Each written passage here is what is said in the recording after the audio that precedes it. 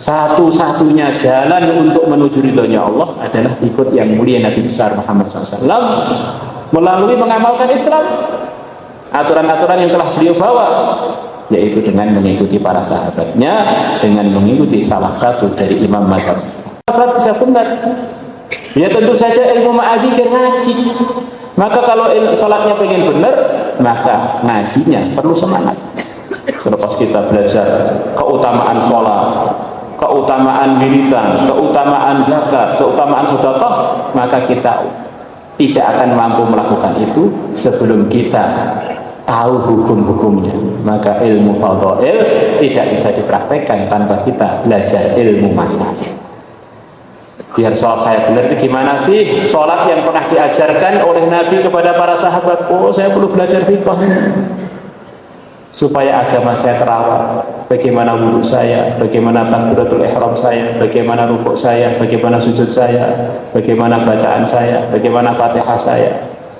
Akhirnya sholatnya meningkat karena dia mau ngaji. Ngaji tidak cukup, harus zikir. Orang tuh kalau nggak ingat kepada Allah tuh orang sakit, kata Sayyidina Umar. Kalau kita ini zikirnya sehari hanya pagi petang, jadi selain pagi petang penyakitan. Maka ngaji disertai dengan ingat Allah. Semua kebaikan yang tidak disertai ingat kepada Allah menjadi tidak baik, tidak bernilai. Maka kalau ingin ikut para sahabat, sholatnya benar dengan difasilitasi ngaji disertai zikir. Orang itu kalau zikirnya nggak kuat, akhirnya ujung-ujungnya maksiat.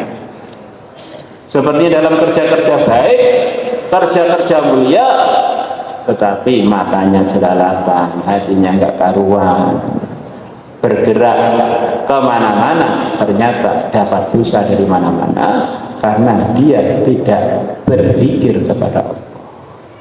La ilaha illallah. Orang itu kalau ikut para sahabat beneran akhlaknya mesti baik. Orang itu berakhlak yang tidak baik pada kucing aja bisa masuk neraka. Dakhalat imra'atun an-nar fi hirratin habasatha la hiya at'amatha wa la tarakatha ta'kulu min khashasil ardh.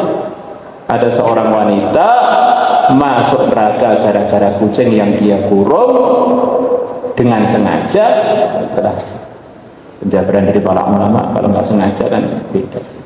Tidak dia lepas, dia begitu kejam, kucing tadi dibiarkan kehausan, kelaparan, tidak dilepaskan untuk cari makan sendiri. Sebaliknya dalam hadis riwayat Bukhari ada seorang wanita penzina, para hadirin. Dia mengikram seekor anjing. Dia melihat anjing begitu kehausan, dia ambilkan air, kemudian diminumkan kepada anjing itu. Akhirnya Allah ridho pada perempuan tadi, ampuni dosanya, wafat husnul khotimah, masuk surga. Ini kucing dan anjing aja posisinya begitu tinggi derajatnya di sisi Allah, karena ini hambanya Allah. Maka orang ini kalau imannya benar melihat seluruh makhluk ini hambanya Allah, miliknya Allah ini. Maka saya tidak berani berbuat apapun kecuali sesuai dengan apa yang disukai Allah. Dan makhluk ternyata diantaranya ya istri kita, anak kita, tetangga kita. Apalagi kalau makhluknya adalah hamba Allah berupa manusia yang muslim. Masya Allah.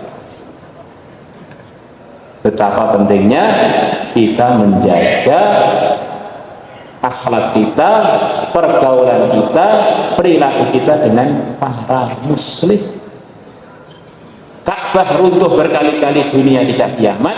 Kalau dunia ini sudah tidak ada orang Islam, langsung dunia akan runtuh, akan kiamat. Kita sering dengar pasukan Abraha kualat dengan Ka'bah karena batu dari burung ababil. Kadang-kadang kita lupa merenung bahwa Ka'bah itu dibandingkan orang beriman masih berharga orang beriman.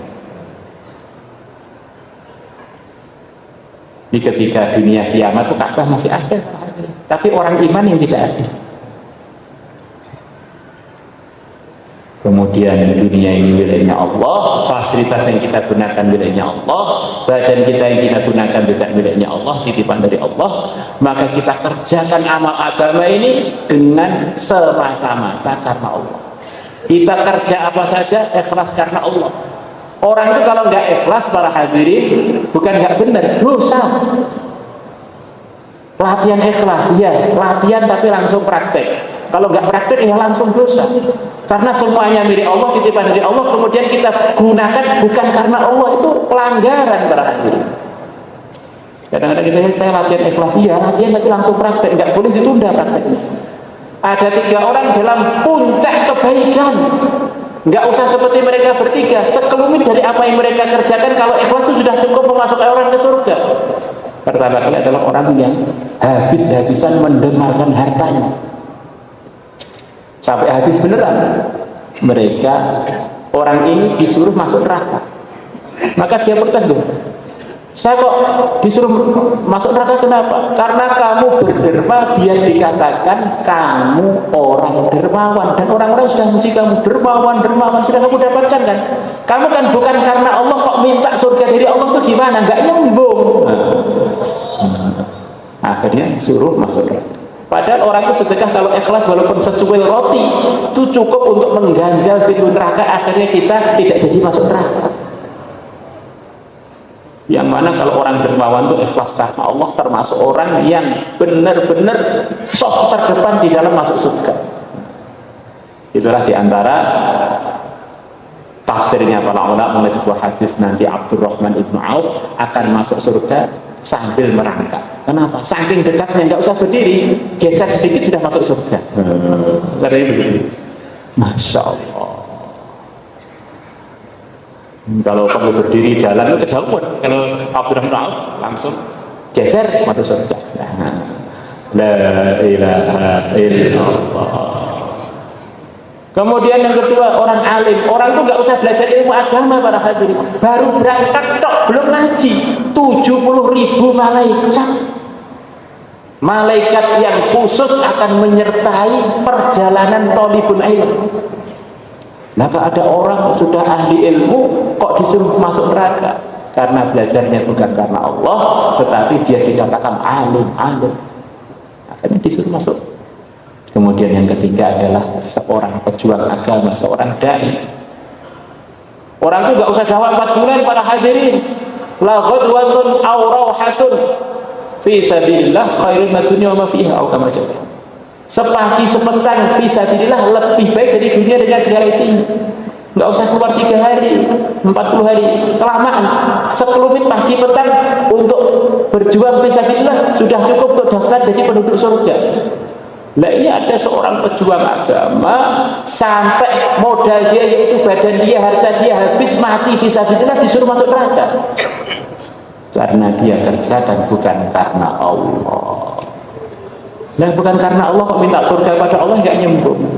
Belajarnya itu bukan di pondok Al-Fatah kok minta ijazah dari Al-Fatah, nggak nyambung kan. Belajarnya itu loh, apa dia buat itu loh bukan untuk Al-Fatah, tiba-tiba minta janji dari Al-Fatah, yang nggak nyambung. Dia buatnya itu adalah untuk pribadi dia, untuk ego dia. Bagaimana dia mau minta pada Allah? Maka amalan yang tidak ikhlas itu adalah dosa gede. Dan itu semuanya tidak akan bisa tanpa orang itu imannya benar. Orang itu kalau imannya benar akan terpola dalam otaknya, kok amal karena selain Allah itu saya salah paham. Kalau bahasa kasarnya, saya ini benar-benar bodoh sempurna. Nah ini makhluk itu nggak punya apa-apa, diri dia nggak punya, mulut dia nggak punya, titipan semua. Kok saya berharap kepada mereka, mewasikan mereka sebagai yang saya harapkan, yang saya minta itu ya benar-benar saya ini salah paham. Orang itu tidak akan bisa benar pandangannya pada makhluk sebelum melihat seluruh makhluk, kata Imam Ghazali, seperti boneka yang nggak bernyawa, digerakkan oleh benang-benang gaib, digerakkan oleh qudrah dari iradahnya Allah. Yang dipandang itu Allahnya. Seperti anak kecil yang belum paham melihat film horor, takut, nangis, sembunyi di bawah kolong. Nah kita ini dalam urusan iman kadang-kadang seperti anak-anak kecil para hadirin. melihat makhluk-makhluk seakan-akan bergerak sendiri, akhirnya tersinggung sana, tersinggung sini, akhirnya terpengaruh sana, terpengaruh sini. Anak-anak kecil tapi sudah berjenggot, masya Allah. La ilaha illallah. Ini sindiran untuk saya sendiri juga, alhamdulillah. Ini semuanya diuji oleh Allah, ujian iman. Nanti kalau imannya benar, nanti jadi semuanya jadi ikhlas. Kemudian karena perkara ini penting banget, yang 5 ini perlu kita perjuangkan sampai kapan? Nggak usah lama-lama, sampai mati aja. Nanti kalau matinya besok ya tinggal nggak sampai 12 jam. Kalau matinya masih 10 tahun ya tinggal 10 tahun. Perjuangkan di rumah kita. Ya di mana aja kita berada. Nanya manusia itu kadang-kadang waktu hadar, waktu safar, waktu tidak safar, waktu safar. Kita safar fisabilillah, kita hadar fisabilillah untuk memperjuangkan iman, mengerjakan sholat, memperjuangkan ilmu ma'al dzikir, memperjuangkan akhlak karimah dengan orang-orang Islam, disertai semata-mata karena Allah. Itulah yang difirmankan Allah, di antara bukti ketulusan orang itu memang percaya benar kepada Islam, mesti dia akan memperjuangkan Islam. Innamal mu'minuna alladzina amanu billahi wa rasulihi tsumma lam yartabu. Sesungguhnya orang-orang beriman adalah orang yang iman dengan Allah dan Rasulnya, kemudian mereka tidak ragu. Wajahadu bi amwalihim wa anfusihim fisabilillah, dan mereka berjuang menggunakan harta dan diri mereka untuk memperjuangkan agama Allah. Ulaika humus shadiqun, mereka lah orang-orang yang benar imannya, terbukti imannya, tulus imannya, tidak bohong karena imannya telah dibuktikan. Man mata walam yaghzu walam yuhaddits nafsahu ghazwan mata ala syu'batin min nifaq au kama jaa. Siapa yang wafat dia belum pernah berangkat berjuang dan belum pernah niat, maka Nabi bersabda dia ini wafat dikhawatirkan di atas cabang kemunafikan. Maksudnya bagaimana? Katanya Islam itu penting, katanya agama Islam adalah satu-satunya jalan menuju ridhonya Allah. Kok kamu nggak pernah berangkat memperjuangkan? Sawah yang akan kita tinggal aja kita perjuangkan, toko yang belum tentu laba aja kita perjuangkan, jabatan yang belum tentu kita terpilih, kita siap korban, siap utang, kalau perlu siap jual tanah, jual sawah, bahkan jual kehormatan. Allah, ini Islam ini belum pernah terbukti merugikan, semuanya menguntungkan. Diamalkan si miskin untung, si kaya miskin, si kaya untung, raja untung, diamalkan siapa saja untung. Di kepastian dalam program satu tok, kalau program itu sesuai dengan arahan Islam, maka kita bawa Islam kita ini dalam diri kita, pulang ke rumah kita bawa, ke kantor kita bawa, biar semua tempat tadi menjadi beruntung dengan sebab dipraktikkan program-program yang diridhoi Allah di sana. Maka untuk itu semua para hadirin, siapa yang siap untuk keluar 1 tahun, silahkan berdiri. Masya Allah, monggo. Masya Allah, Bapak sekalian dimohon bersabar. Masya Allah, kita telah dengarkan begitu pentingnya hari nasihat daripada orang tua kita untuk berangkat memperjuangkan agama. Mohon dibuka jalan Pak, dan kita belajar untuk menunaikan majelis kita ini. Jangan tinggalkan majelis Pak sebelum selesai Pak. Masya Allah. Baik, kita kasih kesempatan para alim ulama kita yang akan berangkat setahun Pak. Masya Allah. Silakan para alim ulama yang akan berangkat setahun. Masya Allah. Yang sedang bergerak juga, Masya Allah, silakan. Silakan. Dimulai dari yang kes malam ini, Masya Allah. Silakan Pak. Yang kes yang sedang bergerak, silakan Pak. Berdiri Pak. Para alim ulama, Masya Allah. Ini akan ada yang berangkat India, Bangladesh, ada akan berangkat ke Thailand, Malaysia, Masya Allah. Kita doakan para alim ulama kita akan berjuang setahun, Masya Allah. Silakan berdiri para alim ulama, Masya Allah. Silakan daftarkan ke belakang, silakan, Masya Allah. Yang lain dimohon tidak tinggalkan majelis Pak. Masya Allah. Silakan, Masya Allah. Silakan para alim ulama, silakan.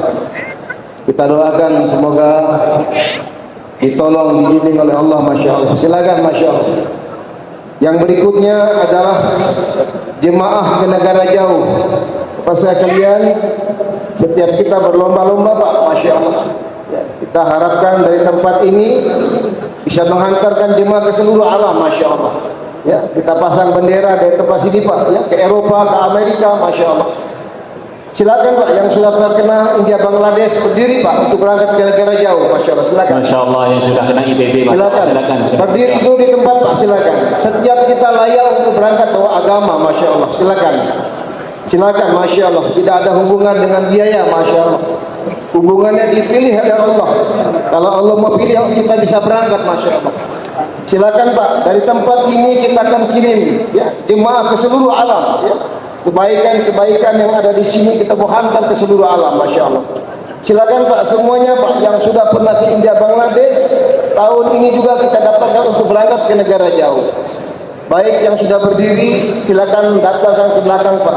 Jalan dengan silakan, masya Allah. Yang sudah berdiri jangan duduk lagi Pak. Pastikan nama kita terdaftar di belakang Pak. Silakan supaya kita dapat doa orang tua kita, masya Allah. Silakan yang sudah India Bangladesh, yang sudah berdiri langsung daftarkan namanya Pak di belakang. Tim tasmil tolong dibantu di belakang. Yang lain dimohon tidak tinggalkan majelis dulu, masya Allah. Kita doakan teman-teman kita ini, masya Allah, yang akan berangkat bawa agama ke seluruh dunia, masya Allah. Semoga dimudahkan, dicukupkan keperluannya, keluarganya dijaga sama Allah, masya Allah. Silakan, silakan Pak. Yang lain dimohon tidak berdiri Pak. Kita kasih kesempatan teman-teman kita yang akan berangkat ke negara jauh, masya Allah. Dari tempat ini, masya Allah, kebaikan di sini kita akan hantar ke seluruh alam, masya Allah. Silakan, silakan, masya Allah. Silakan, tidak perlu tergesa-gesa. Silakan, tim tasmil di belakang dibantu, masya Allah. Silakan, silakan, silakan, masya Allah. Monggo, negeri jauh, masya Allah, negeri jauh, masya Allah. Silakan, masya Allah. Silakan yang negara jauh, masya Allah. Yang sudah pernah India, Bangladesh, Pakistan, masya Allah, silakan. Silakan. Yang berikutnya adalah ke India, Bangladesh Pak, masya Allah. Berdiri di tempat Pak, jangan kemana-mana dulu Pak. Orang tua kita, masya kita di Nijamuddin minta jemaah sebanyak-banyaknya dari Indor ini Pak. Surat dari Nijamuddin sudah sampai di sini Pak, meminta kita untuk berangkat ke India Bangladesh. Silakan Pak, setiap kita layak untuk berangkat Pak, ya. Tidak ada hubungan dengan uang, hubungannya dipilih sama Allah. Silakan berdiri Pak. Yang akan berangkat ke India Bangladesh, silakan Pak. Silakan berdiri Pak. Silakan yang akan India Bangladesh, masya Allah, silakan. Yang sudah punya paspor atau belum, silakan. Akan India Bangladesh, silakan semuanya Pak. Ya. Silakan. Khusus yang sudah pernah 4 bulan, masya Allah ya. Kita prioritaskan tahun ini berangkat ke India Bangladesh, masya Allah. Silakan Pak, daftarkan nama ke belakang Pak. Silakan Pak. Silakan, silakan. Daftarkan ke belakang namanya, silakan. Silakan, silakan, masya Allah. India, Bangladesh, silakan. Masya Allah. Para masih kita sudah menanti kedatangan jemaah dari Indor nih Pak. Silakan. Kita buktikan jemaah dari Indor dikirim sebanyak-banyaknya, masya Allah. Insya Allah, silakan, insya Allah. Silakan, masya Allah. Sekarang teman-teman kita para alim ulama berkhidmat di sana, masya Allah. Silakan, masya Allah. Silakan, biar pahalanya dapat di mana-mana para hadirin. Jangan lahirnya di Indonesia, jadi di Indonesia, wafatnya di Indonesia. Masya Allah. Silakan, Kita silakan. mulai dari niat, nyatat lama, masya Allah. Kita ini juga anaknya orang negeri jauh. Nabi Nuh itu wafatnya di Mekah, di samping sumur Zam-Zam, masya Allah. Jadi kakek kita itu tinggalnya 10.000 km dari sini, masya Allah. Kita ini adalah cucu-cucunya dai negeri jauh, masya Allah. Masya Allah. Masya Allah. Monggo. Silakan Pak, yang akan India Bangladesh Pak, silakan. Yang berikutnya 4 bulan Pak, jalan kaki, silakan. Jalan kaki ataupun biasa berdiri Pak, silakan, masya Allah. Terutama jalan kaki Pak, masya Allah. Ya, silakan. 4 bulan jalan kaki atau biasa berdiri dulu Pak di tempat Pak, silakan Pak. Kita niat Pak untuk berangkat. Kemampuannya itu andil, kemampuannya masya Allah. Silakan Pak. 4 bulan, masya Allah. Silakan. 40 hari berdiri juga Pak, silakan Pak. 40 hari. 40 hari, monggo. Berdiri, silakan. Silakan semuanya berdiri Pak. 4 bulan, 40 hari, silakan. Langsung daftar ke belakang Pak, silakan Pak. Silakan. 4 bulan, 40 hari daftarkan nama di belakang. Jalan kaki biasa, silakan, masya Allah. Silakan Pak, silakan Pak. Daftarkan nama kita di belakang, silakan. Silakan, silakan, Masya Allah. Silakan Pak. Silakan, Masya Allah. Kita doakan teman-teman kita yang akan berangkat. Semoga dimudahkan semua urusannya, Masya Allah. Masya Allah. Keperluannya dicukupi oleh Allah, Masya Allah. Silakan. Insya Allah semuanya niat, insya Allah. Insya Allah. Kita buktikan kepada Allah dan Rasulullah bahwa kita ini cinta agama dengan latihan bergerak fisabilillah. Insya Allah pulang menjadi pengantin baru lagi nanti. Insya Allah. Istri kita sudah terlalu lama bosan, kita tunggu terus perhatiannya. Perlu agak refreshing, penyegaran. Masya Allah.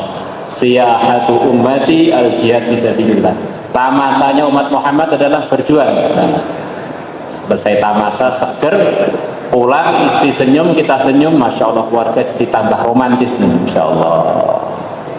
Sambil nirakati anak cucu, mantu-mantu, buyut-buyut, masa depan akhirat dan dunia, Insya Allah. Insya Allah semuanya niat, Insya Allah. Kurang lebihnya minta maaf. Assalamualaikum warahmatullahi wabarakatuh.